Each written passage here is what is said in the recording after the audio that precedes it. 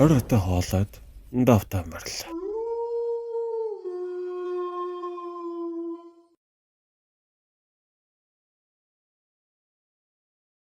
Зохиолыг бичсэн хард бэлгүү, дуу оруулсан цодхүү.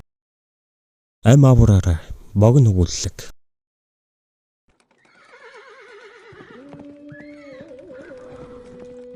Налхар сайхан намар цаг юмсан ч цэндээхүү найр хэлсэн адууга хайх нэр идлэр гэрээс гараад хий тончгсон яваа бүлгөө. Тэрээр ёстол нэг тагш тавих сөхөөгүй найраар хэлсч ёстол сайхан дуулдаг гэсэн нэрээр ая барьсаар сүулдээ согтхойч мэдхэ байна явна.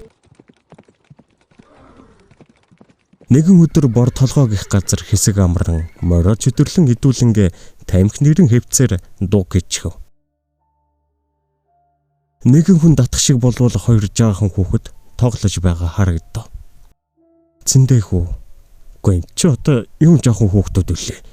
Хөөе, та хоёр наашрээ гих зур саяхан хажууханд нь тоглож байсан хүүхдүүд алга болчих. Цэндээхүү басан хүнчтэй саял байсан хоёр зэрэглээ айтасан юм та.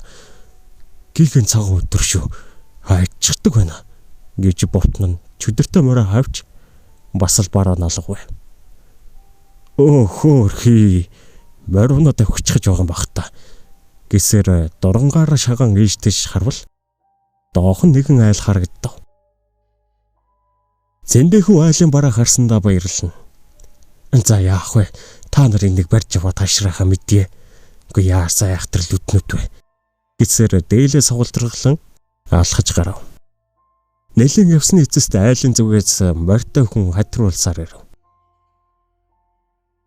Саах номер жижиг байна уу? Ханаас хавчуунда. Морал таюуда хүүхэ.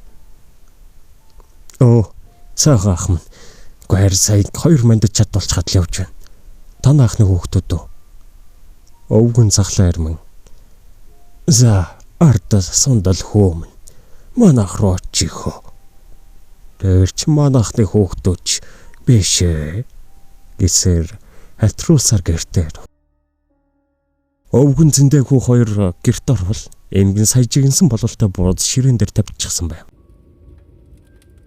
Өвгөн бууз идхимээ хилээд өөрөө хоёр бууз аягандаа хингээ.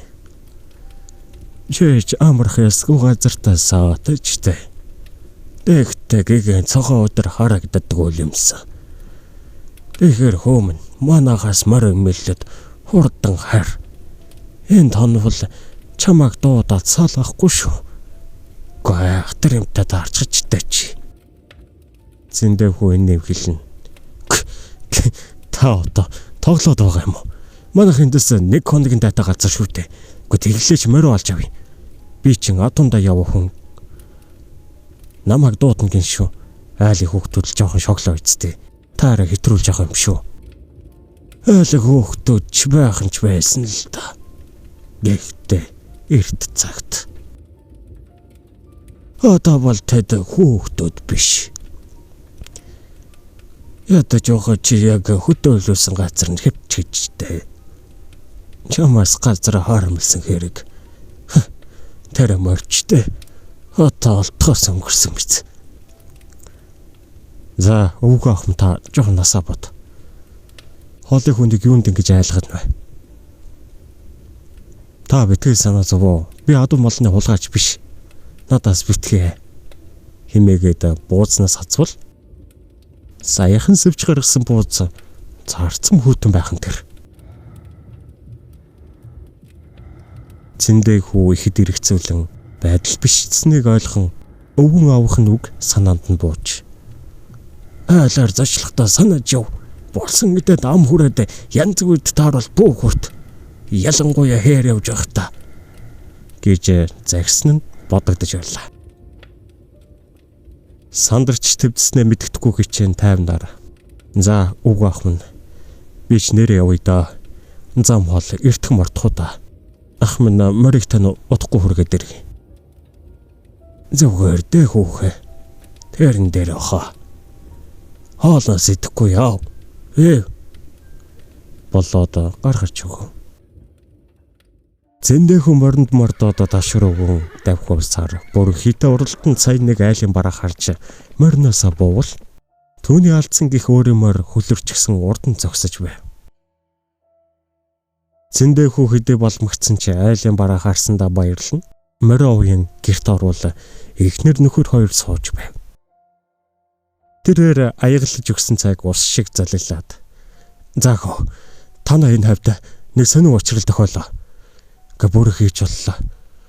Би хоолоос яваа хүн юм аа. Танаа тонголцоход маргааш ирдэг гэртээ дөхөе." Гэхэд гэрээ эзэн залууч толгой дохин эхнэр нь ор засаж өгөн хэвтөлөв. Түүнээс тэд юу ч асуусангүй. Орой болж байгаа хэдий ч тэдний гадаа мал хотлохгүй байгаа нь Зэндэхүүд эхэлж ихтэй санагдавч тэрээр нэг их жиргсэнгүй.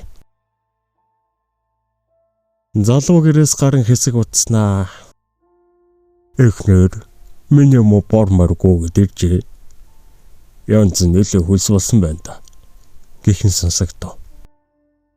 Зэндэхүү юу блэ эдэд өөр мөр харагдаагүй дээ гэсээр үндэн харавал саяхан залуу байсан бүсгүй хөгшин хүний царайтай болж. "Гэ би чамайг хоолоо идэж яв гэсэн биз дээ." Гэхэн тэр. Зэндэхүү орноосоо босон хараж хаалгаар гарan омхөнгүй зогтов. Тэрээр мэд бүх майн мэгзмээ уншин гүйсээр яг хажууд нь хүүхдүүд гүйлдэн мөн мордон хүн яг барихнуул гэлтэй ард нь хайтруулна. Тэрээр "Хам авраарай" гэж хашгирсаар ухаан балартан унжээ.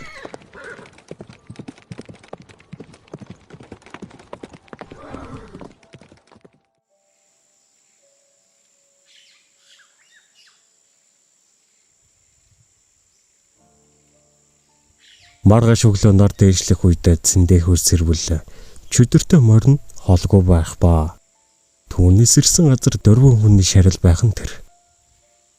Угаасаа шүтлэг янз бүрийн юмд итгэдэггүй тэрээр нэгэн номтой ламд үзэлбэл чамаа хорлох санаагүй тэрнгүү таарчтай гэдэгтэй шарил дээр нь мэдэхгүй хөр өчгөжлтэй. Гэхдээ зарим хий зүйл өөрийгөө өгсөн гэж итгэхгүй альбан болчихдог. Ач зээ нар нь л усанд энджтэй хөөрхий. Гач зээгээ эсэр насан эзлээд тэндээ орогдсон бололтой. За нарийн зүйлийг чи мэдээж яах вэ? Чи чаран азтай залуу юм аа. Эм үед хүмүүс ихэнхдээ галз урдаг. За тэгэхээр хэсэг үзэгдэж магадгүй.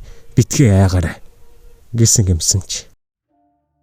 Энэ цагаас хойш Зэндэхүү юу найр надам хэсэх гэрээсээ ч хамраа цохиулахаа байсан ба хаяа шүн гинэт гэрээсээ гараад гүйчгдэг төдөггүй. "Ам авраарай" гэж хашгирдаг болсон гэдэг. Зохиолыг бичсэн Хард Бэлгүн, дуу оруулсан Цодхүү.